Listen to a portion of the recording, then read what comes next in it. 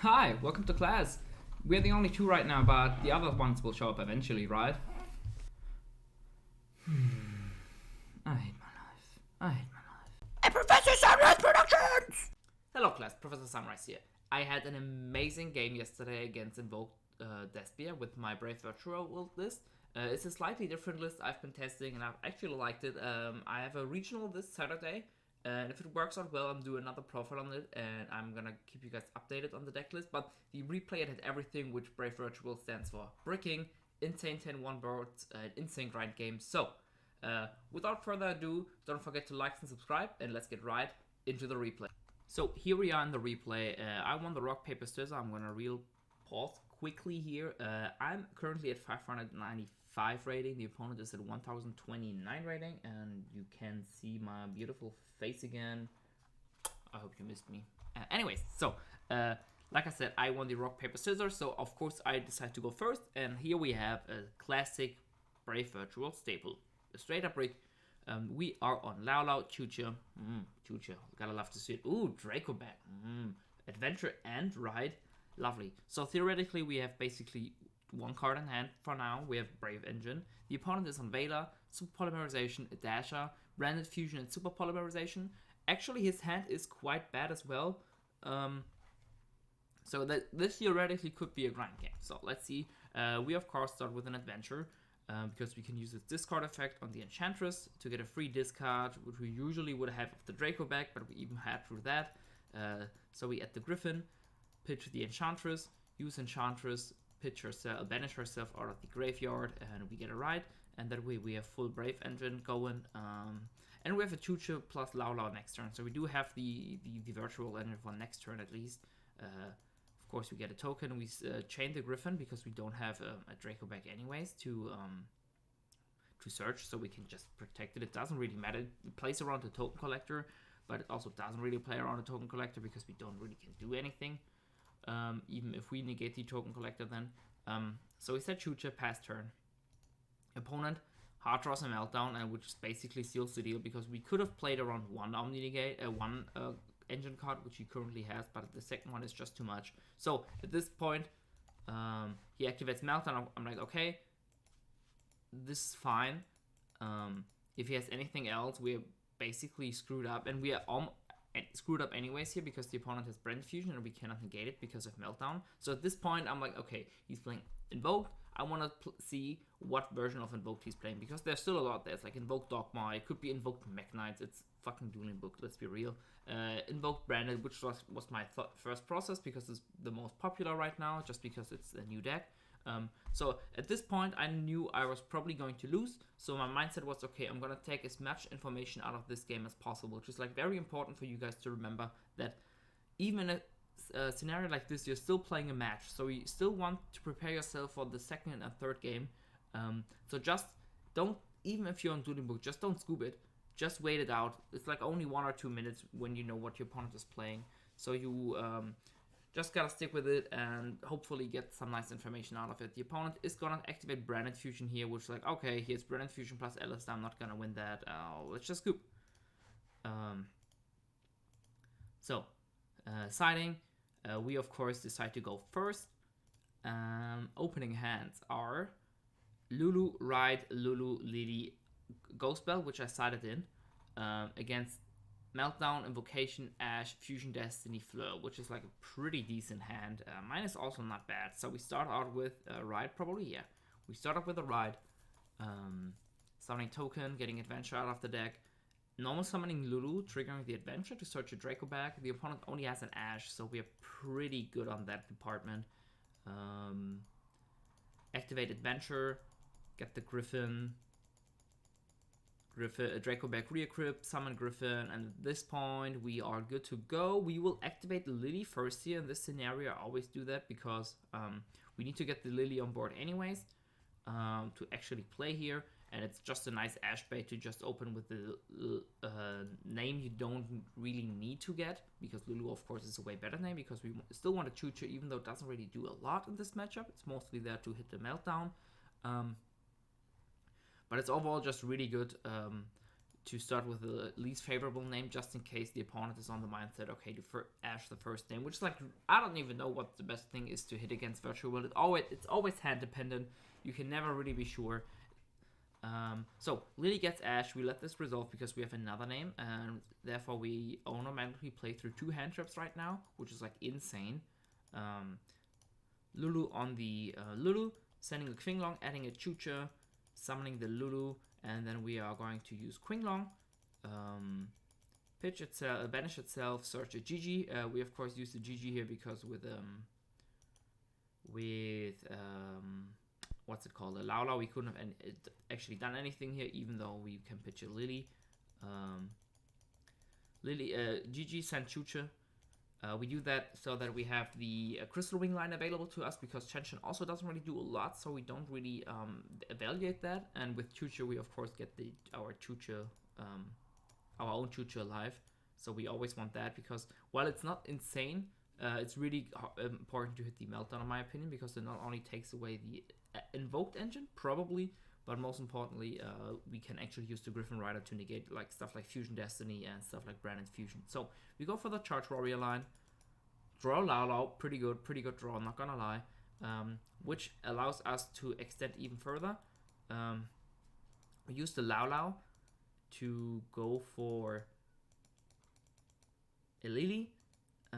And here we use, because we still need to use the Chucha, we actually don't have a Shen Crystal Wing play, because we just need the Chucha to be alive. So we go for a Tzolk'in line here, set the Chucha, summon the Crystal Wing, and now we use Chucha on Lulu to make herself level 6. We have nothing really in Graveyard currently, which we want to get at back, disruption wise, so we just go for the resource get back line, I guess you could call it, and get a Lao, and Gigi will give us back a Lulu. So next turn we have a Qinglong, we have 2 names in hand already, which is like insane follow-up, and we still have 1, 2, 3, 4 disruptions against a deck, which usually, if it has a good hand, it has 3 engine cards. So that's pretty good. Draw for turn is in a permanence. He's probably gonna shotgun that on something. Yeah, he's gonna shotgun that on the Griffin. He's gonna activate Chucha. I'm still thinking, okay, the main reason you want to hit the Chucha with the Meltdown with the Chucha is that you cannot use the Griffin. So I was thinking, okay, I cannot use Griffin anyways. Am I gonna do something differently here? Thought about it. Okay, I don't really know 100% what the deck is playing. A Chucha on a Crystal Wing could be very interesting. But if he has a Meltdown, it's gonna be. If he has like a lot of engine, it's gonna be really hard to play with that. And if he has he's probably not gonna get into an Anaconda, just because we have a Crystal Wing disruption and we are gonna take away one of its bodies. So if we normal Alistair and we Crystal Wing that, he's gonna have a hard time to get into the Anaconda eventually. Plus with the Chucha, we also probably get rid of his Alistair. So we are just gonna use the Chucha here. As you can see with my I was thinking. So these are all processes you should do in your head. Always look like 1, 2, 3, 4 steps ahead, depending on the interaction, which is like very important. There are times when I'm playing against opponents and I ask them, okay, what would you have done here differently, blah blah blah, and they tell you, I don't know, I don't think about that, I'll just do the plays, which like of course a very bad approach of playing a game like that, if you of course want to win. So Chucha on the Meltdown gets him rid of his Invoked engine. Of course, if he had an Alistair here, things would look differently. He is going to activate Fusion Destiny, which is like very dumb because we have a Crystal Wing on board and he has nothing else, which he doesn't have. He's not going to do anything. Just showing me that he's playing the DPE, making me respect the Anaconda even more, even though we know he's playing Branded Fusion. That's always a target for that. So, game 3. By the way, now we had the brick and we had the insane turn 1 board. Let's go to the real interesting game. So the opponent decides to go first. He has Branded Fusion, Meltdown, Summon Limit, Nib, Ogre, which is like an insane hand. And we have double E-Teller, Lao, Ash, and Qinglong, which is like not the greatest hand, but it works. He's gonna activate Meltdown, adding of course the Alistair. Now he's gonna activate Branded Fusion. I don't really know why he did that. Maybe because he thought he really wanted to have the grind game because he has like all the disruption he needs. So he's doing that, but then again, he could have also just normal Alistair. If I Ash there, okay, he's gonna Branded Fusion. Branded Fusion probably doesn't give the Invoked engine the grind, right? Doesn't it give you like Dogma? It gives you Dogma stuff, right? It's not like an infinite grind, but it should probably be enough to finish off a game. Dogmatica's cards give you like a lot of damage on board. Anyways, we of course Ash that, even with the knowledge of an Alistair. He's gonna activate the Alistair, get the invocation, go for the good old Invoked shuffle, and get the Mecha Bar. Set 1 and pass. We are drawing and Chucha. Gotta love to see it. Gotta love to see it. We activate an E-Teller here. We still have some engine here, and the opponent's hand traps really don't bother us right now. What is bothering us is the summon limit, which we'll get. He's thinking. So I thought at this moment I thought he would have an Ash,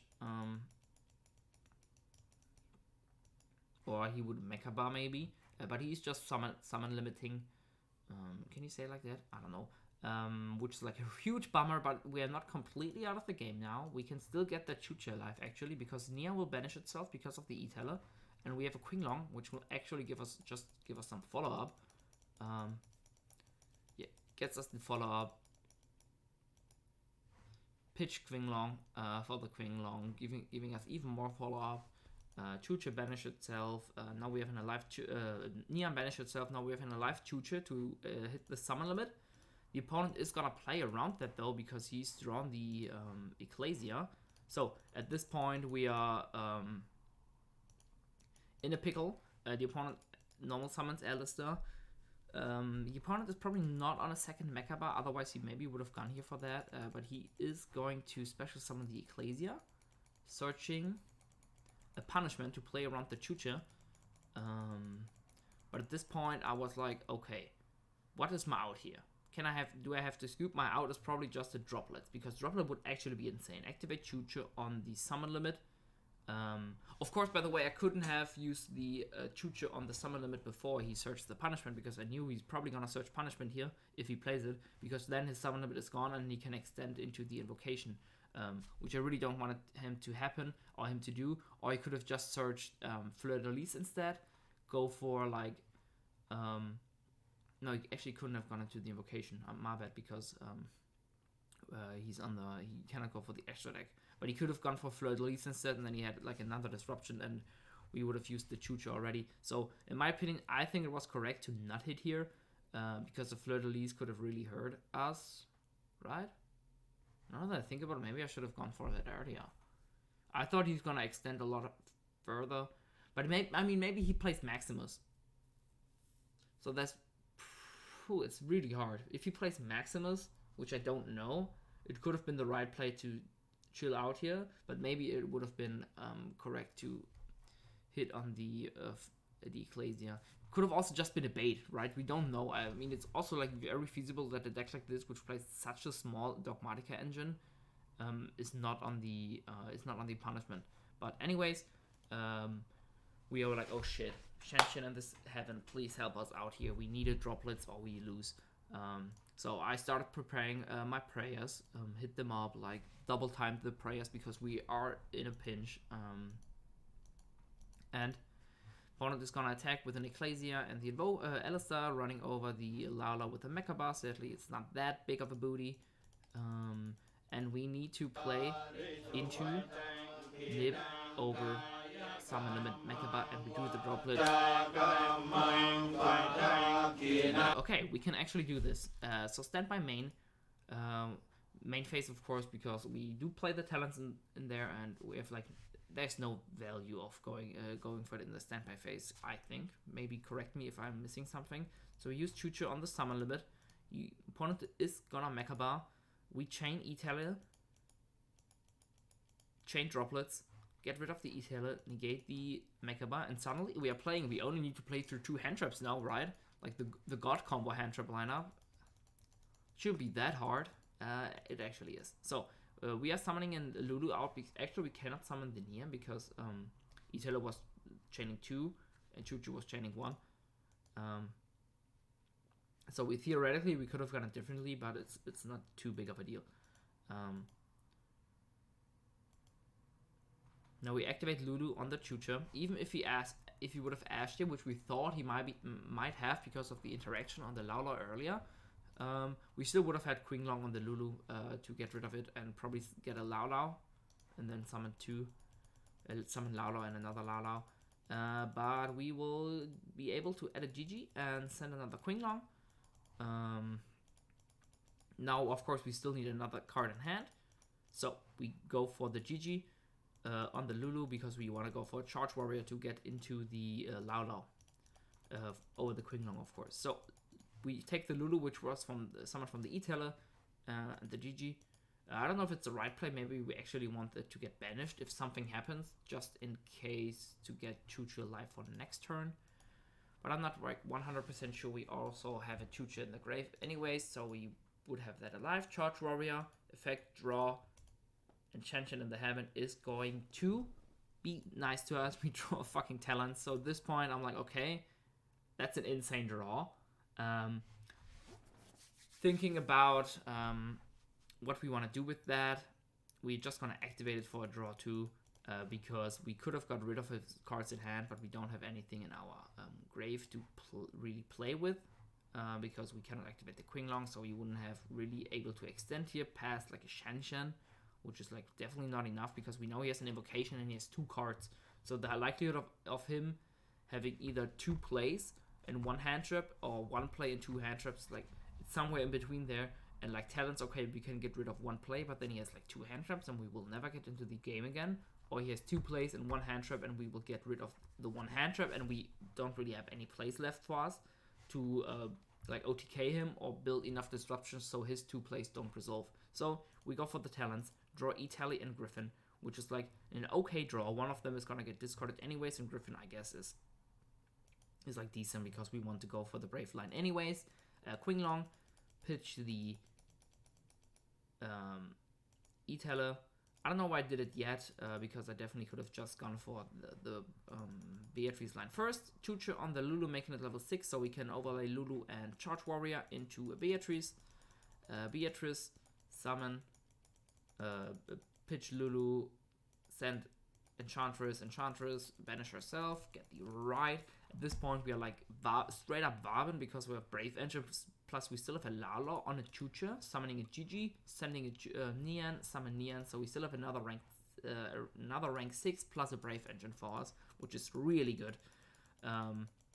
We try to chain the Griffin Rider here to protect that, but we actually cannot because we have a Beatrice on the board, and we can only summon Griffin Rider if you have no monsters or control a Brave token. So we can't do that. Get the Adventure, summon Griffin, get the Draco back. So at this point, we are going to use the Lao, and we do like a slight misplay here, which could have almost cost us the game. On the Chucha, summon Gigi, but we shouldn't have summoned the Neon here. We actually probably should have just summoned the Lao. Reason is the opponent could still have Nip plus another hand trap, and we actually has, and I'm gonna go over that once the stuff actually resolves. So we summon the Neon, and then the opponent is gonna use Nip plus, we negate that with the Griffin, he's gonna hit it with an Ogre, we lose everything. Neon gets banished. We can recycle the Chucha, which is like kind of nice.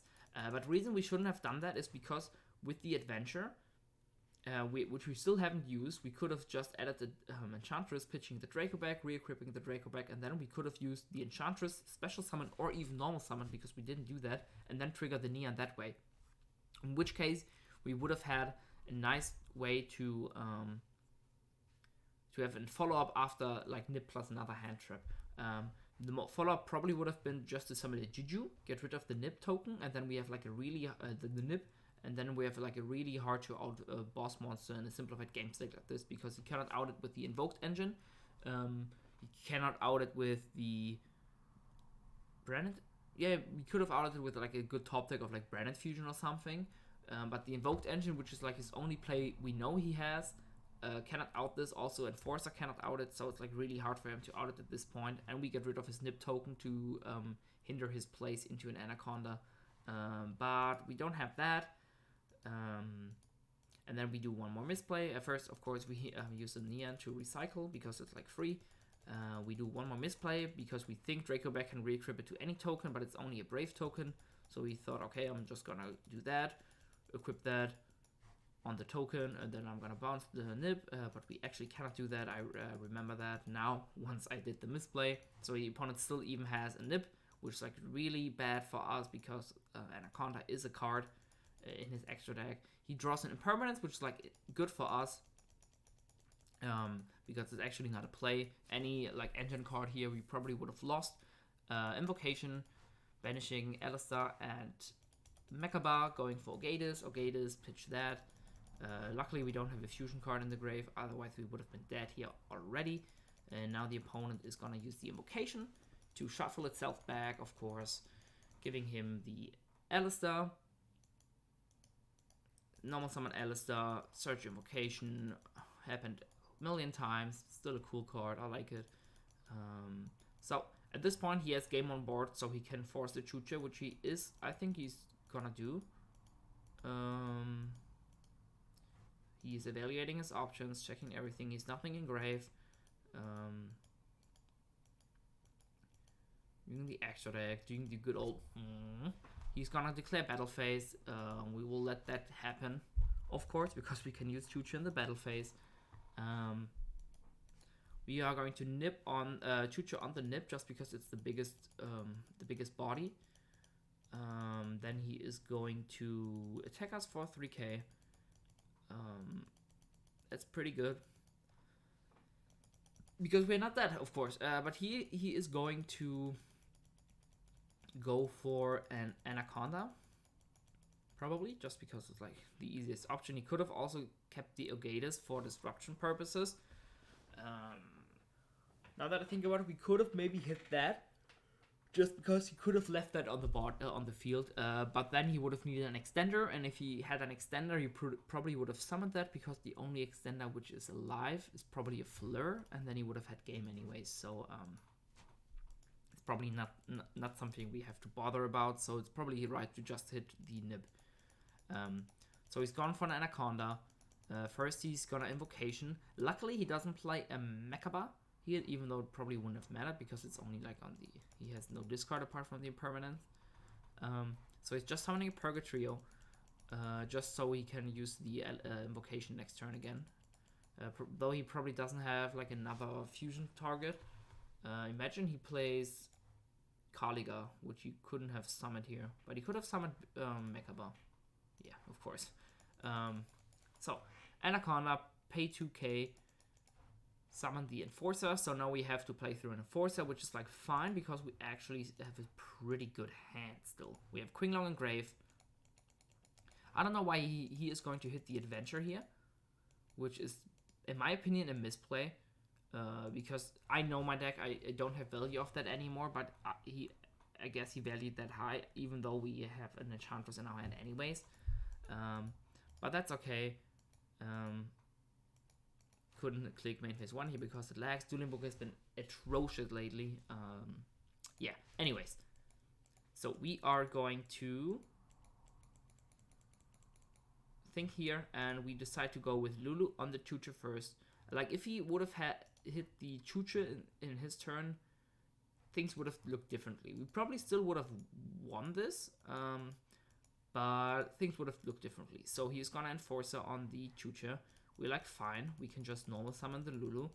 And by the way, the GG top deck was actually insane as well. It's not too bad, but it's like a very good top deck. So we search the Lala with the Qinglong, pitching the Enchantress. You gotta love those 3 discards in a deck like Virtual World. Enchantress, get ourselves a ride out of the graveyard, because we only play run, of course. Normal summon Lulu, GG on the Lulu. Sending a Qinglong. And now we use Lao Lao. It's only one set. We anticipated like it's either another summon limit, which would have lost us the game, and we had like no way to play around that, or it's an impermanence. So we go for that. Lao on the Chucha, send Lao on the GG, send a Chucha. Probably shouldn't have sent that. Just send like another Kowloon or something. Just so that we have a Chucha in our deck available. We summon the Lao. Use the right to get a token. Anything on that, so nothing there. So we can go for a Baroness with one Lao and the token. Baroness on the Purgatory, because he at max he only has one disruption left, so we can always just pop the Purgatory, negate the one disruption, so with no need to pop the back row there. If it's something chainable, we will just negate it because we know it's this only disruption left. Get rid of the Purgatory, and then we just go for game here. Chucha on that. We go for an M7 probably. Yeah, just M7, and that's a game. So we attack here. We could have also gone for a Fanfan on the Purgatory and banish the Enforcer out of the grave, but if it's only one disruption left, there's like no reason to go for that, and we can just go for game. So that was the game. He's gonna check his draw out. It's not the best. So yeah, that's been an amazing game with like a few misplays here and there, but as you can see, there were like only slight misplays. But if you think about it, like, oh, it's just a slight misplay, but they actually turn out to do pretty big stuff. For example, if the opponent negated the Lao, we probably would have just straight up lost because we had no engine to play into the grind game. But because the opponent thought, okay, I have a summon limit, I want my opponent to play into that, he actually lost, which is, I think it's a good approach. But the problem within a deck like Invoked Despia, or like any of the Invoked engines, is that they really struggle to go for game. And if you cannot go for game, a play like this where you let your opponent play just to run into your floodgate can be really risky. But we not gonna lie, we were really lucky with like a top deck Droplet, a top deck Talents, and a top deck GG. But then again, we also top deck a Chucha for turn. So it all equals out. We prayed to Mother Shenshin in the heaven. Anyways, I hope you guys enjoyed this. You guys are dismissed. Class is out. Professor Sunreis out. Peace.